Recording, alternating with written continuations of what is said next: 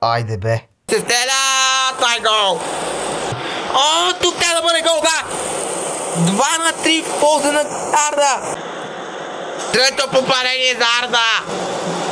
Ковачев. Истина Светослав Ковачев! 4-3 за Арда! Не, 5-4, бе! И здравейте, влогъри! Николай The Maker is here. Здравейте! Как сте, между другото? Да ви задам такъв въпрос. Аз едно съм с БГ. Днес като видео ще направим втори гейминг. Този път обаче на една различна игра, която е от един човек, няма да му кажа, за да не се разсърди.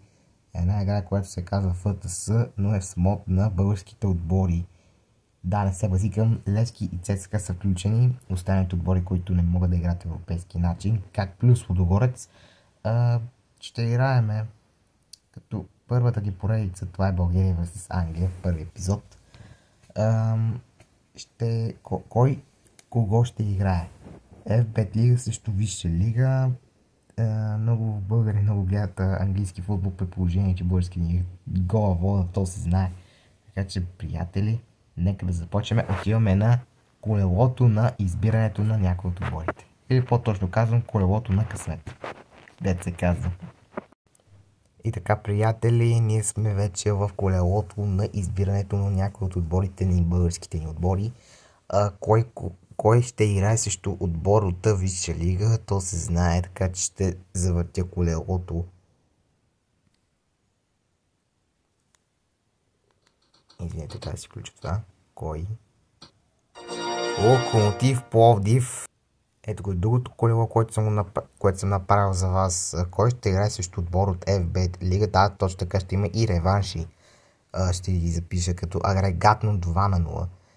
Или просто агрегатното, кой е вкарал първ победенията и кой не е противниковите. Така че, дами и господа, Локомотив Пловдив ще играе срещу отбор от Висша лига, срещу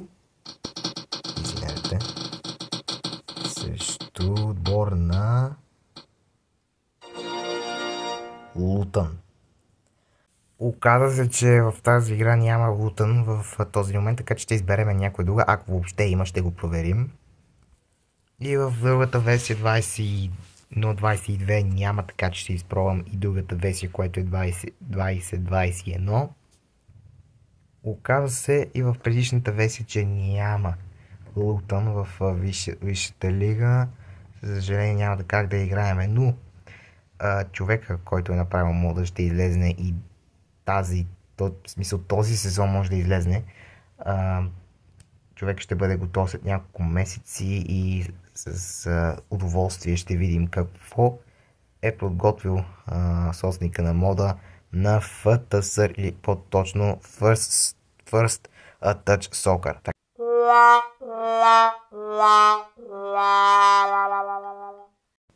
Отиваме за втори опит, тъй като при положение, че няма Лутън в някои от модовете старите, така че, приятели, ще започваме с второто завъртане на колелото, така че, дами и господа, кой ще играе срещу отбор от Висша лига? Така, нека да видиме. Айде бе, Арда. Един път Арда са играли срещу Аблепер жива и са паднали. За първи път бяха в европейските клубни турнири, така че не ще избереме. За този път обаче колелото сама избра, така че отиваме към второто колело. Ето го и второто колело. Кой ще играе срещу отбор от FBET лига? Някой глич, защото леко така напомня. Тая имаме. Фулъм! Точно така. Фулъм никога май не знам дали бяха в европейските клубни турнири Фулъм или не, защото въобще не спомня, даже въобще да ви кажа не помня нищо. Така че отиваме към новата игра. Този път има Арда и Фулъм и останалите отбори, които не са вписани от Championship или просто не са добавени в старите версии на играта. Отиваме към играта да цъкаме. Готови ли сте? 3, 2, 1, старт! Ето, дами и господа, Арда и Фулъм са вече на готовност. Ако не знаете, някои отборите, които бяха от втора лига, бяха добавени от собственика на мода, така че аз нямам нищо против. Понякога няма място в някои от чартовете, така че нямаме никакви забележки, така че време е за цъкане. Красен коментатор, уважаеми. Съвете от арена Арда, където Арда ще посрещне Фулъм в приятелски матч. Ето я състава на Арда, ето пък и състава на Фулъм. Не, това е 4-2-3-1. Атакуващото, аз си помислих, че това е 3-5-1. Нека да започваме. Главният арбитраж е анонимен. Нека да започваме начало на сигнала. Нека да видим дали Арда ще победи или не. Няма да има тук рейдж, съжаление. Няма да съм като останалите стримери, които рейджват постоянно. Ще съм си коментатор цял живот. Значи са Док, Александър Митрович и гол за Фулъм.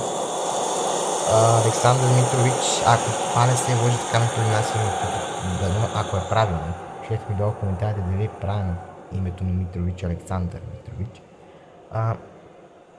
Леко не разбирам от футбол, така че леко се обърквам на коментаторски идеи. Аз дори няма и да викам, ако не се лъжи. Ето гола на Александър Митрович, доста пазено, няма засада. Ето ги феновете на Арда, ако не се лъжа. Дори не виждам.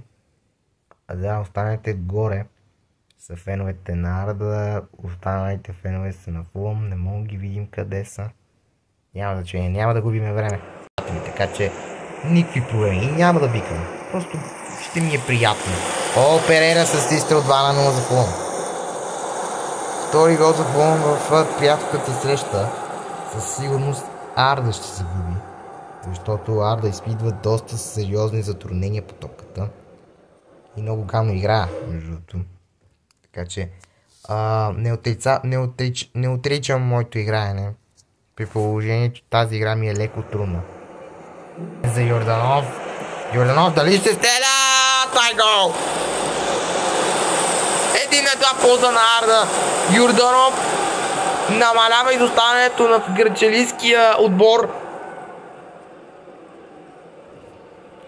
Невероятно изпълнение на Йорданов в далечна позиция. Или не крайна далечна позиция. Невероятен гол на Йорданов. Тръгват както трябва, а си тичат. Това е 3-1.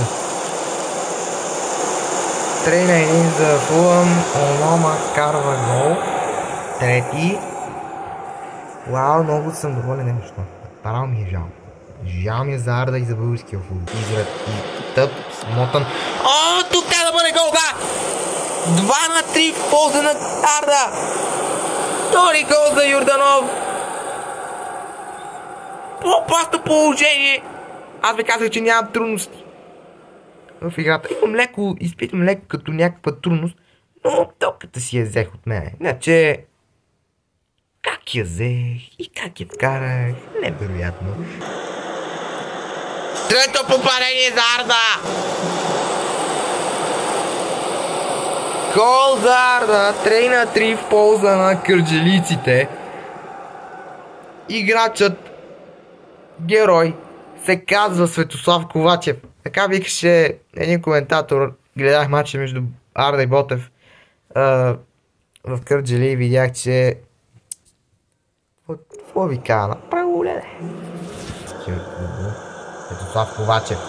Истина Светослав Ковачев! 4-3 за Арда! Втори гол за Светослав Ковачев. Невероятно изпълнение на Светослав Ковачев от крайна позиция в наказателното поле.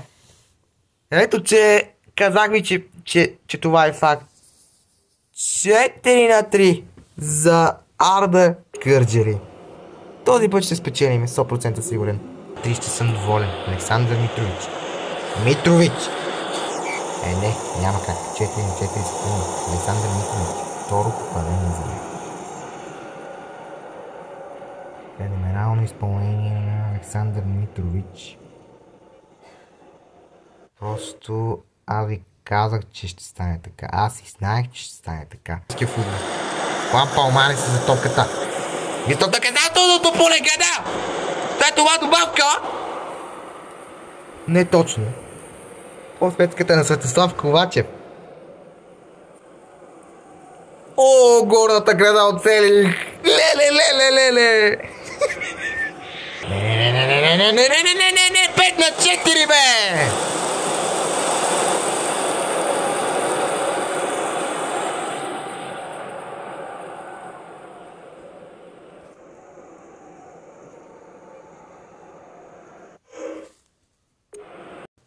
Така Фулъм победи Арда с 5-4, но в матча в Англия Фулъм ще посрещне отново Арда и агрегатното е 5-4 в полза на Фулъм.